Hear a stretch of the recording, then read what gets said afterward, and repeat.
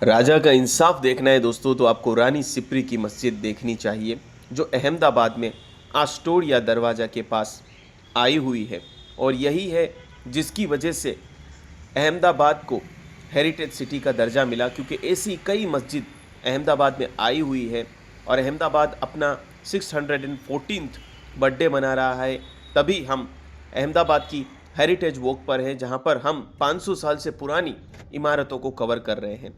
आस्टोरिया दरवाजे के पास ये रानी सिप्री की मस्जिद आई है, जिसका निर्माण 1514 में करवाया गया था रानी सिप्री के द्वारा अपने सन की याद में, जिसको महमूद बेगड़ा ने सूली पर चढ़ा दिया था।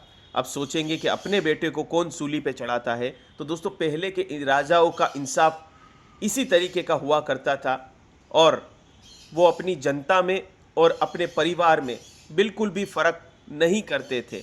जबकि आज अगर हम पॉलिटिक्स में देखें तो पॉलिटिक्स के अंदर परिवार वालों को तो छोड़ दीजिए, अपनी पार्टी वालों को बचाने के लिए भी लोग क्या से क्या कर जाते हैं। तो हमें ये सोचना होगा कि पहले के राजा कितने इंसाफ पसंद हुआ करते थे। यह मस्जिद दोस्तों एक अमन पसंद मस्जिद भी कही जा सकती है, क्योंकि रानी सिप्री एक हिंदू परिवार से थी और उन्होंने शादी की थी महमूद बेगड़ा साहब से, और उसके बाद उन्होंने इस्लाम कबूल किया और ये मस्जिद में उनका मकबरा भी दोस्तों बनाया गया है, जो मस्जिद के बिल्कुल सामने है। प्लस दोस्तों इस मस्जिद में आपको इस्लामिक कल्चर के साथ साथ जैन स्कल्पचर की भी झलकी दिखेगी कि जैन जिस तरीके से बनाए जाते हैं इमारतें, उसका भी निर्माण किया गया था इस तरीके से। लेकिन रानी सिप्री ने इस्लाम कबूल करके आज वो यहीं पर दफन है अपने बेटे की याद में बनाई हुई मस्जिद के सामने। पहले दोस्तों राजा अपने बच्चों की याद में या अपने बुज़ुर्गों की याद में मस्जिदें बनवाया करते थे, क्योंकि इसकी वजह से ये होगा कि अभी आप देख रहे हैं लोग नमाज़ पढ़ रहे हैं। नमाज़ पढ़ने से जो भी लोग नमाज़ पढ़ रहे हैं इस मस्जिद में, तो उनका पूरा सवाब जो है वो उस बंदे को जाएगा जिसके नाम से ये मस्जिद बनाई गई है।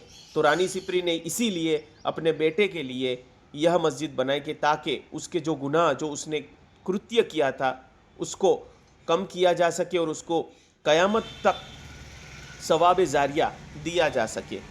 अगर आप दोस्तों अहमदाबाद में आते हैं और ऐसी मस्जिद वगैरह नहीं देखते तो आपने कुछ नहीं देखा, क्योंकि यही मस्जिद और मीनारात और धरोहर है जिसकी वजह से अहमदाबाद को हेरिटेज सिटी का दर्जा मिला। और मैं इसके लिए गुजरात गवर्नमेंट और आर्कियोलॉजिकल सर्वे ऑफ इंडिया का तहे दिल से शुक्रिया करता हूं कि आपने भारत की असली धरोहर को बचा के रखा है, हमारे अहमदाबाद को असली धरोहर को बचा के रखा है। अब दोस्तों यहाँ पर आप सामने जो है मस्जिद देख रहे हैं, मस्जिद बहुत बड़ी नहीं है, लेकिन इसमें 5 वक्त नमाज होती है। इसके लिए आपको कोई भी एंट्री फीस नहीं देनी है। यहाँ पर भी मुझे कई फॉरेनर्स दिखे। अगर सही तरीके से इनको दोस्तों डिस्प्ले किया गया तो और फॉरेन टूरिज़्म भारत में आ सकता है, खास करके अहमदाबाद में आ सकता है, क्योंकि यहाँ पर अहमदाबाद की हिस्ट्री छुपी हुई है।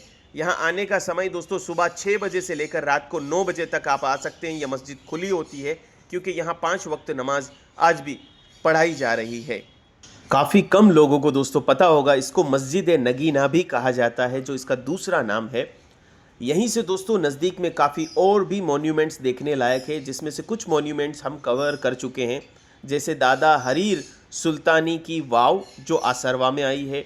हमने जुलता मीनारा की 2 मस्जिदें कवर की हैं, जो एक सारंगपुर में है, एक गोमतीपुर में है, और बहुत जल्द हम सरखेज रोज़ा भी आप लोगों के लिए कवर करने वाले हैं।